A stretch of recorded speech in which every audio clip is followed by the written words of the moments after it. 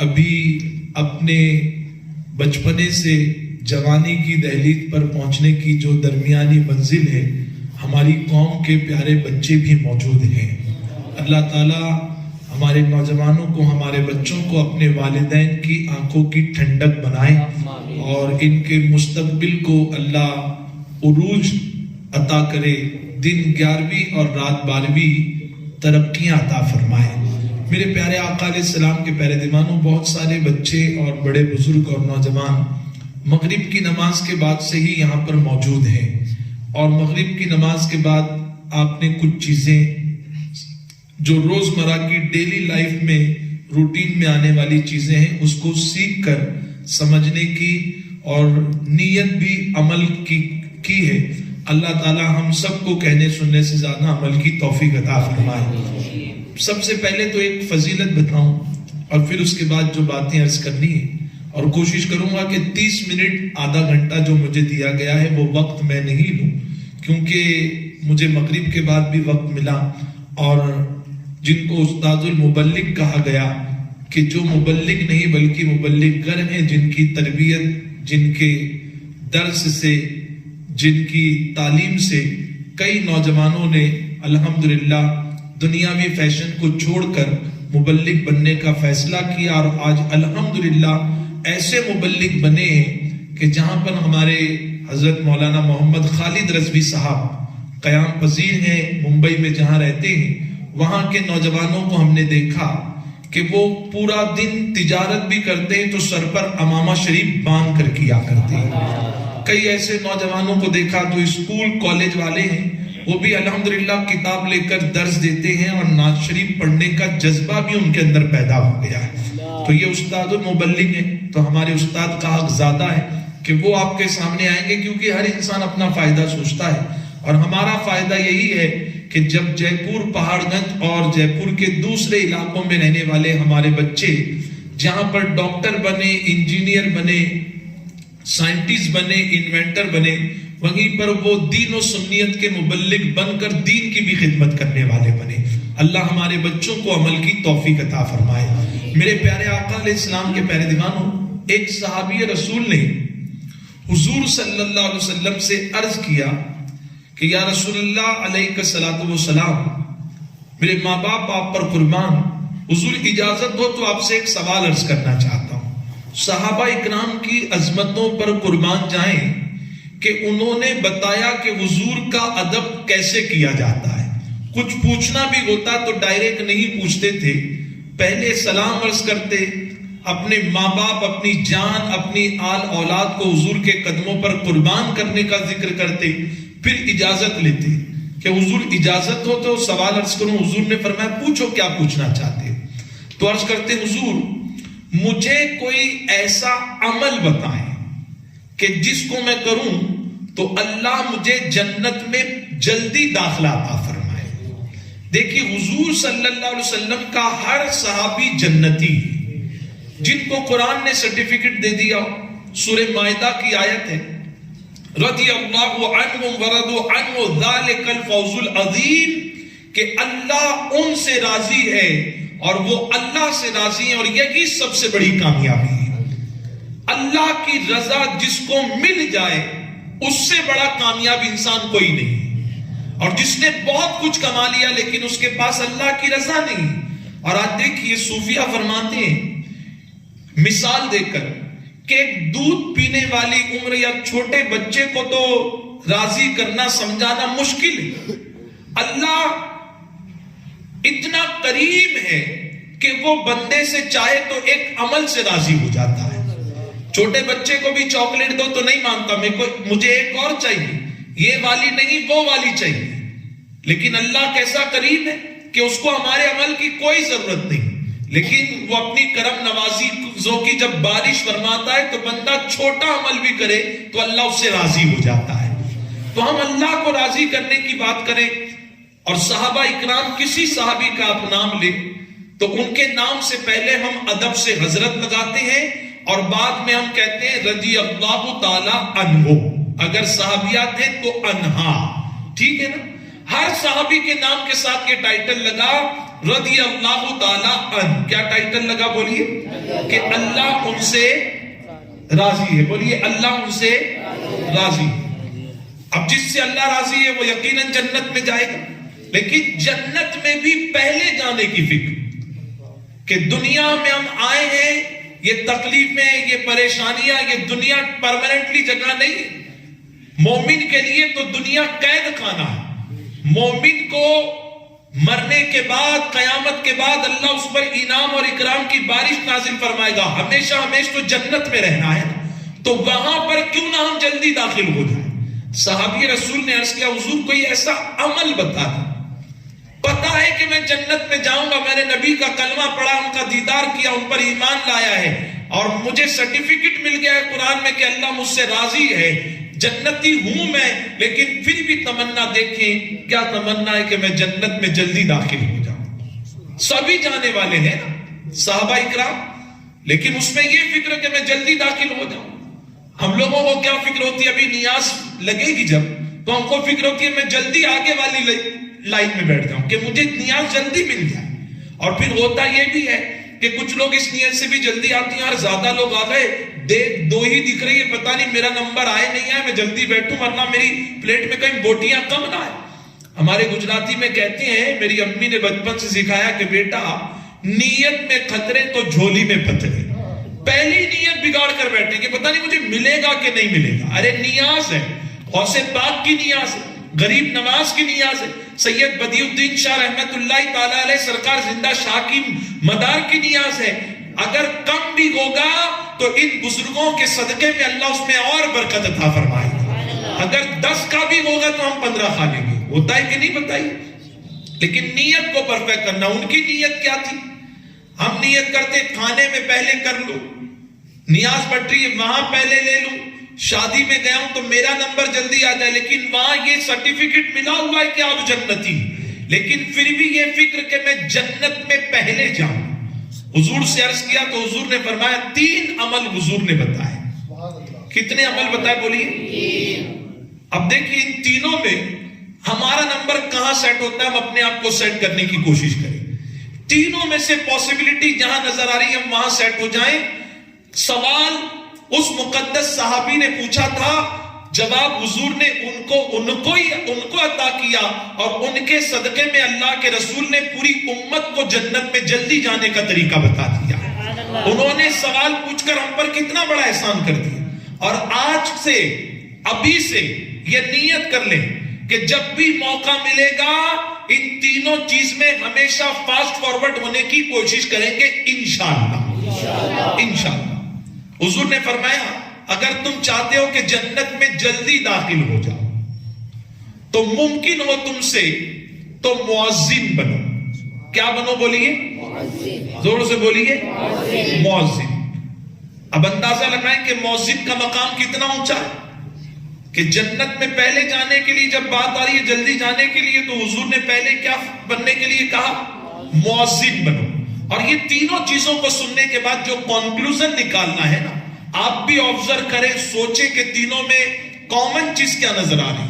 اس کے بعد تھوڑا سوچیں اور آج سے اپنی لائف کے اندر کچھ چینجنگ لانے کی کوشش کریں. حضور نے فرمایا ہو سکے تو مؤذن بنو, اور نہیں ہو سکے, مؤذن نہیں بن سکتے تو امام بنو. مؤذن بنو, مؤذن نہیں بن سکتے تو امام بنو. اور حضور نے فرمایا اگر امام بھی نہیں بن سکتے تو کم از کم پہلی صف میں نماز پڑھنے والے بنو, اللہ تمہیں جنت میں جلدی داخلہ عطا فرمائے گا. جلدی داخلہ. آپ دیکھیے حضور نے 3 کوالٹی گنائی, 3 صفتیں بتائیے. پہلا کیا بننے کے لیے کہا؟ مؤذن. اب ہم کیا سوچتے ہیں, مؤذن صاحب کو ہم جلدی کاؤنٹنگ میں لیتے, امام صاحب سے مصافحہ سب کرتے, کرنا بھی چاہیے, لیکن مؤذن کو چھوٹا مت سمجھو میرے بھائی. مؤذن کا مقام اتنا اونچا ہے کہ اگر آپ اور ہم قرآن شریف کی اس آیت کو پڑھیں, اور یہ آیت میرے خیال سے سورہ فصلت کی ہے کہ رب فرماتا ہے وَمَنْ أَحْسَنُ قَوْلًا مِّمَّنْ دَعَا إِلَى اللَّهِ. اللہ کریم فرماتا ہے اور اس سے زیادہ کس کی اچھی بات ہے, قول ہے, گفتگو ہے, جو اپنی باتوں کے قول کے ذریعے لوگوں کو اللہ کی طرف بلایا کرتا ہے. اب آپ خود اپنے آپ سے پوچھیں کہ ہمارے پہاڑ گنج میں، ہمارے شیخان محلہ میں، ہماری پنچایت مسجد کے محلے میں کون ہے وہ ایسا جس کی بات سے یہ محسوس ہوتا ہے کہ یہ اپنی طرف نہیں اللہ کی طرف بلا رہا ہے؟ تو آپ کو ماننا پڑے گا کہ ایک ایسی ذات ہے، ایک ایسی پرسنالٹی ہے ہمارے معاشرے میں کہ وہ اپنی باتوں سے اگر جب بھی کسی کو بلاتا ہے تو کہیں اور نہیں بلکہ کہتا ہے حی علی الصلاۃ، آؤ نماز کی طرف، اللہ کے گھر کی طرف بلاتا ہے، اور وہ ذات کوئی اور نہیں، وہ پرسنالٹی کوئی اور نہیں، دنیا اس کو مؤذن صاحب کہہ کر بلایا کرتی ہے۔ جب ہم ٹھنڈی کے موسم میں راتوں میں بستر پر جب ہم گہری نیند میں محو خواب میں ہوتے تو کون اٹھاتا ہے اور کہتا ہے الصلاۃ خیر من النوم، کہ نیند سے بہتر نماز ہے، نیند سے بہتر نماز ہے۔ اب اندازہ لگائیں کہ اللہ فرماتا ہے اور اس سے زیادہ کس کی اچھی بات قول ہے، جو اپنے قول کے ذریعے لوگوں کو اللہ کی طرف بلائے۔ میں کہوں کہ سید صاحب کی آواز بہت اچھی ہے، عظیم بھائی کی آواز بہت اچھی ہے، تو ظاہر سی بات ہے جس کی آواز اتنی اچھی ہے تو وہ خود کتنا اچھا ہوگا نا۔ تو اللہ فرما رہا ہے اس سے زیادہ کس کی اچھی بات، ارے جس کی بات کو اللہ نے اتنا پسند کیا تو اس کا کردار اللہ کی بارگاہ میں کتنا بلند و بالا ہوگا۔ حضور نے فرمایا ہو سکے تو کیا بنو، بولیے مؤذن بنو، اذان دینے والے بنو۔ لیکن ہم اور آپ ہیں، ہمارے یہاں تو یہ سسٹم ہے کہ اگر کسی کے گھر میں بچہ پیدا ہونا، عام دنوں میں مؤذن صاحب یاد آئے نہ آئے، یہاں بچہ پیدا ہوا لوگ تلاش کرتے کہاں ہے مؤذن صاحب، کہاں ہے مؤذن صاحب؟ کیوں؟ بچے کے کان میں اذان دینی۔ ہم خود ایک بچے کے باپ ہو گئے، نماز بھی پڑھتے ہیں، جمعہ کی صحیح پڑھتے ہیں، 5 وقتہ پڑھتے ہیں، لیکن جب اذان دینے کی باری آتی ہے تو ہم خود گھبرائے ہوئے ہوتے ہیں، پتہ نہیں کچھ آگے پیچھے کر دوں گا۔ ہمارا عالم یہ ہے کہ ہم PUBG کے اسٹار بننا چاہتے ہیں، ہم ٹک ٹاکر بننا چاہتے ہیں، ہم سب بننا چاہتے ہیں، لیکن مؤذن بننا نہیں چاہتے۔ یہاں تک کہ ہم نے تو دیکھا کہ اگر کسی کے گھر میں کسی کا انتقال ہو جائے تو قبر پر اذان دینے کے لیے بھی کہا گیا، اس کے بہت سارے فضائل بھی بتائے گئے۔ تو وہاں پر جس کے گھر کا انتقال ہو گیا، ابا کا انتقال ہو گیا، بیٹے سے کہتے ہیں اذان دے دو، نہیں وہ مؤذن صاحب کو بولیے نا، امام صاحب کو بولیے نا، وہ حافظ صاحب کو بولیے نا، میں نہیں دوں گا۔ میرے بھائی ابا کس کے؟ سوال تمہارے ابا سے ابھی فرشتے پوچھنے والے ہیں۔ اور ہم کو تو یہ بھی بتایا گیا کہ جب 40 قدم چل کر لوگ دور جائیں تب تم اذان دینا، کیونکہ جب 40 قدم دور جاتے ہیں تو اس میت سے سوال پوچھا جائے گا من ربوں کا۔ تم اذان دو گے اللہ اکبر اللہ اکبر تو اس کو ممکن ہے کہ تمہاری اذان کی آواز سے اگر قبر کی وحشت سے وہ گھبرایا بھی ہوگا اور فرشتے سوال پوچھیں گے تمہارا رب کون ہے، تو ممکن ہے تمہارے اذان کی آواز اس کے سوال میں آسانی کا ذریعہ بن سکتی ہے۔ تو میرے ابا سے سوال پوچھا جانے والا ہے تو جواب کا ذریعہ مجھے بننا چاہیے نا۔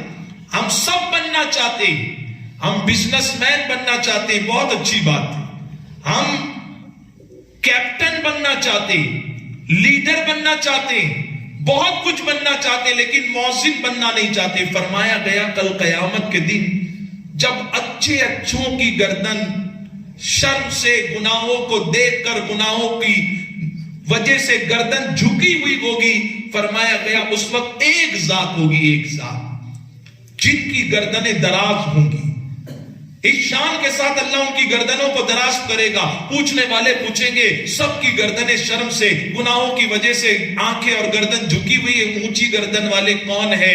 تو منادی ندا دیں گے یہ اونچی گردن والے کوئی اور نہیں ہے، یہ وہ ہیں جو اذان دے کے لوگوں کو اللہ کے گھر کی طرف بلایا کرتے ہیں۔ آپ اندازہ لگائیں مؤذن کا مقام، اور کئی جگہ پر تو یہاں تو جے پور میں اللہ کرے کہ جملہ نہیں استعمال کیا جاتا، بہت سارے لوگ بانگی صاحب کہہ کر بلاتے ہیں، لیکن مؤذن کا مقام بڑا اونچا ہے میرے بھائی۔ مؤذن کی فضیلت آپ سمجھیں، حضور نے جنت میں جلدی جانے والوں کی جو لسٹ بتائی ہے اس میں سب سے پہلی پرائیورٹی، سب سے پہلا نمبر حضور نے کس کو دیا ہے؟ بولیے مؤذن کی۔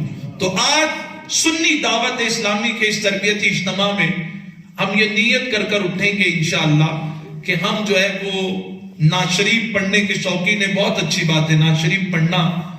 کسی نے تو کیا پیاری بات لکھی کہ نعت نبی کی پڑھتے پڑھتے نکلے روح بدن سے۔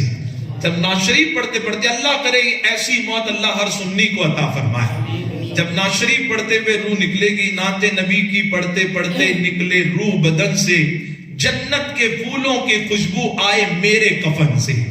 اللہ ہم کو ایسا نعتخواں بنا دے کہ ہم طرز میں نہ صحیح لیکن جو اشعار یاد ہیں حضور کی شان میں پڑھے گئے لکھے گئے، ان اشعاروں کو اللہ کرے ہم ہمیشہ گنگناتے رہیں۔ لیکن جہاں ہم نعت شریف پڑھنے کے شوقین ہیں، سننے کے شوقین ہیں، وہیں پر ہم اذان سے بھی محبت کرنا ہے۔ اذان نہیں دینے آتی، اذان کے جو کلمات ہیں ان کو یاد کریں۔ آج کے تربیتی اجتماع سے سب سے پہلے یہ نیت کریں کہ اپنی زندگی کے اندر چینجنگ لائیں گے، اور ہمیں اذان دینے نہیں آتی تو ہم اذان دینے سیکھیں گے۔ کہیں انشاءاللہ۔ میں تو کہوں گا، بہت لوگوں سے دوستی کی ہے، مؤذن صاحب سے پکی دوستی کر لو، نمبر شیئر کرو، ان سے دعا سلام ہمیشہ کیا کرو۔ کیوں جانتے ہو آپ؟ اللہ کے حبیب صلی اللہ علیہ وسلم نے فرمایا کہ تمہارا سچا دوست وہ ہے کہ جب تم اللہ کو بھولو گے تو وہ تمہیں اللہ کی یاد دلائے گا، اور جب تم اللہ کا ذکر کرو گے تو وہ تمہاری مدد عطا فرمائے گا۔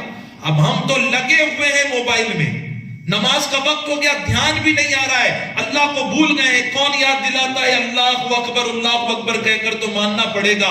جب ہم بھول چکے ہوتے ہیں تو یہ مؤذن ہے جو ہمیں یاد دلاتا ہے کہ یہ وقت بزنس میں گزارنے کا نہیں، ٹک ٹاک پر، پب جی میں، کھیل کود میں، بستر پر گزارنے کا نہیں، یہ وقت ہو گیا ہے اللہ کے سجدوں کا وقت ہو گیا ہے۔ حضور کے فرمان کو سامنے رکھیں اور اپنے آپ سے پوچھیں کہ حضور نے فرمایا سچا دوست وہ ہے کہ جب تم اللہ کو بھولو گے تو وہ تمہیں اللہ کی، بولیے اللہ کی۔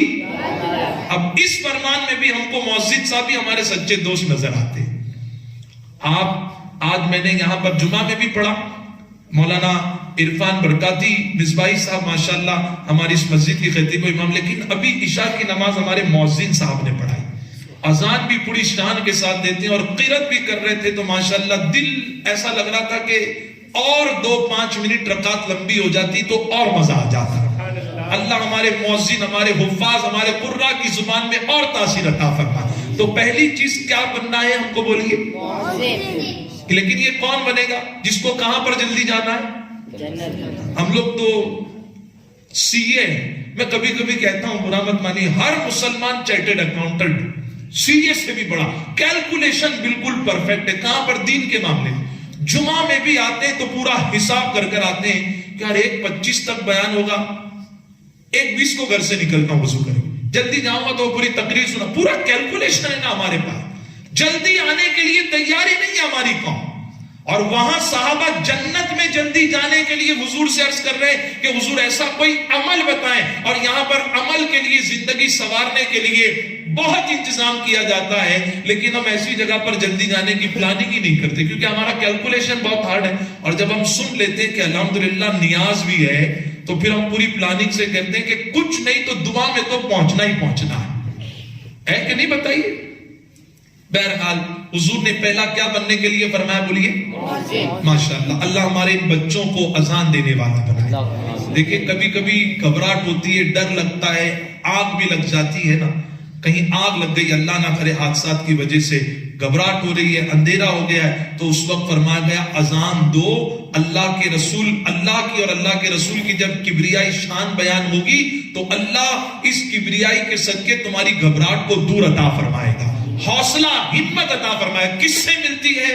اذان سے ملتی ہے، اذان سے ملتی ہے۔ اور اذان دینے والے کی کیا فضیلت بیان کی جائے کہ آپ دیکھیے کہ ایک مرتبہ حضرت بلال جو مؤذنوں کے سردار ہیں، کیونکہ ہمارے نبی کی یہ شان ہے کہ ایک جملہ کسی نے کہا تھا، true leaders are not make followers. جو سچے لیڈر ہوتے ہیں وہ فالوورز نہیں بناتے کہ میرے پاس پیچھے اتنی ٹیم ہے، بلکہ کہنے والے نے کہا true leaders are make more leaders. جو سچے لیڈر ہوتے ہیں وہ فالوورز نہیں بناتے بلکہ وہ اور لیڈر بنایا کرتے ہیں۔ اور اگر آپ میرے نبی کی سیرت کو دیکھیں تو پتا چلے گا کہ حضور صلی اللہ علیہ وسلم تو خوبی کہتے ہی اس کو ہے جو حضور کے اندر پائی جائے، جو حضور کے اندر نہیں ہے وہ خوبی ہے ہی نہیں۔ حضور تو خوبیوں کا مجموعہ ہے نا، ان کی شان ہی اتنی عرف و اعلیٰ ہے۔ تو حضور کے اندر، حضور کو اللہ نے یہ شان عطا فرمائی تھی کہ حضور نے فالوور سے نہیں بنائے بلکہ لیڈر بھی بنائے۔ اپنی بیٹی حضرت بی بی فاطمہ تو زہرا سلام اللہ علیہا کو اللہ کے نبی نے فرمایا میری یہ بیٹی جنتی عورتوں کی لیڈر سردار ہے. اپنے نواسوں کے تعلق سے فرمایا میرے یہ حسنین کریمین جنتی نوجوانوں کے سردار. خاتون جنت جنتی عورتوں کی سردار. مولا علی کو دیکھیں تو ولیوں کے لیڈر, حضرت ابوبکر صدیق کو دیکھیں تو صحابہ کے لیڈر, کسی کو عدالت کا لیڈر, کسی کو سخاوت کا لیڈر, اور جب خالد بن ولید کو دیکھتے ہیں تو جنگ کے کمانڈروں کا لیڈر, اور حضرت بلال کو دیکھتے ہیں تو میرے نبی نے ان کو مؤذنوں کا لیڈر بنایا ہوا, مؤذنوں کے سردار. آؤ ذرا ان کی سیرت کو دیکھیں کہ مؤذن کو مقام کتنا اونچا ملتا ہے. جب مکہ شریف فتح ہوا نا, مکہ شریف, تو حضور صلی اللہ علیہ وسلم فاتح بن کر اِنَّ فَتَحْنَا لَكَ فَتَحًا مُبِينًا, کہ حضور کو اللہ نے کامیابی کا تاج عطا فرمایا. حضور شان کے ساتھ صحابہ کے ساتھ مکہ شریف میں داخل ہوئے. جب سب آ گئے اور بتوں سے کعبے کو پاک کیا گیا, بہت ساری روایتیں ہیں. حضرت بلال رضی اللہ تعالی عنہ ایک طرف کھڑے ہو کر سوچنے لگے کہ آج تو شاید اذان دینے میں میرا نمبر نہیں لگے گا, آج تو کامیابی کا دن ہے اور میں حبش کا رہنے والا, آج شاید میرا نمبر نہیں لگے گا. ان لوگوں کو کیا کہا جائے جو کئی دنوں تک, کئی مہینوں تک, کبھی پورا سال دین کی تبلیغ کے نام پر جا کر آتے ہیں, لیکن ان کو یہ تک نہیں سکھایا جاتا کہ حضور کو اللہ نے کیسے غیب کا علم عطا فرمایا تھا. لوگ کہتے ہیں یہاں وہاں کی بات نہیں, حضور کو پتا ہے معاذ اللہ. لیکن جب حضرت بلال دل میں سوچ رہے تھے نا, دل میں کہاں سوچ رہے تھے بولیے, ذہن و فکر میں یہ بات آ رہی تھی کہ آج شاید میرا نمبر نہیں آئے گا. حضور نے فرمایا بلال قریب آؤ, آج بھی تم ہی اذان دو گے, آج بھی تم ہی. وہ دوسرے ہیں جہاں پر رنگ کی بنیاد پر کمپیریزن کیا جاتا ہے کہ آج تم نہیں. یہاں تو رنگ روپ نہیں دیکھا جاتا ہے بلکہ نبی کی محبت میں چمکتا ہوا دل دیکھا جاتا ہے. اور ہمیشہ تو اذان دی, لیکن آج تو قسمت کے ستارے بلندی پر تھے نا, قسمت کے ستارے بلندی پر تھے. اور آپ جانتے ہیں کہ اعلیٰ حضرت کی عظمتوں پر قربان جائیں, کیا خوب لکھتے ہیں کہ میرے کریم سے گر قطرہ کسی نے مانگا, دریا بہا دیے ہیں, دربے بہا دیے ہیں. اور کہتے ہیں کون دیتا ہے دینے کو منہ چاہیے, دینے والا ہے سچا ہمارا نبی. اور سرکار تاج الشریعہ فرماتے ہیں جہاں بانی عطا کر دے بری جنت ہبا کر دے, نبی مختار کل ہے جس کو جو چاہے عطا کر دے. کا بلال اذان دو رضی اللہ تعالیٰ. اور آج اذان زمین پر کھڑے رہ کر نہیں دو گے. حضور نے فرمایا خانے کعبہ شریف آج فتح, اس کے اوپر چڑھ کر دو, اوپر چڑھ کر دو. اب حضرت بلال کسی طرح اسپیڈ میں بڑھ گئے, خانے کعبہ کے اوپر چڑھ گئے, اوپر چڑھ گئے, لیکن اذان نہیں دے رہے. خاموش کھڑے ہیں, ایک سوچ میں ڈوبے ہوئے ہیں. اور یہاں پر بہت بڑا پیارا منظر جو ہے تاریخ نگاروں نے لکھا ہے کہ جیسی حضرت بلال اوپر چڑھے نا رضی اللہ تعالیٰ عنہ خانے کعبہ کے اوپر, یہ منظر دیکھ کر حضرت ابوبکر صدیق رضی اللہ تعالیٰ عنہ کو غشی طاری ہوئی اور آپ گر گئے. حضرت عمر فاروق بازو میں تھے, اٹھایا, کیا ہوا میرے بھائی؟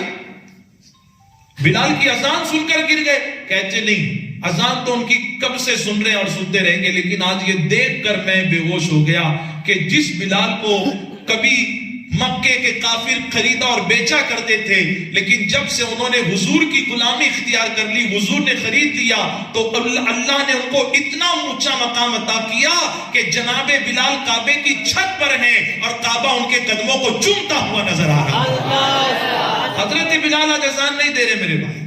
حضور نے فرمایا بلال اذان دو.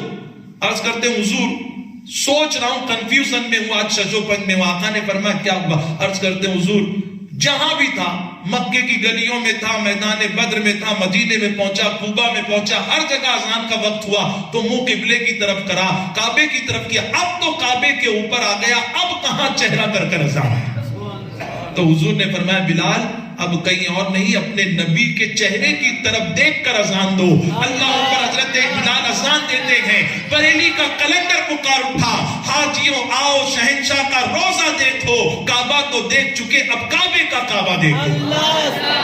میرے پیارے آقا علیہ السلام کے پیارے دیوانوں, میں نے کہا تھا 30 منٹ مجھے نہیں لینے ہیں, لیکن آپ کے ذوق اور شوق کو اللہ سلامت رکھے. پہلی چیز حضور نے کیا فرمائی؟ کیا بننا ہے؟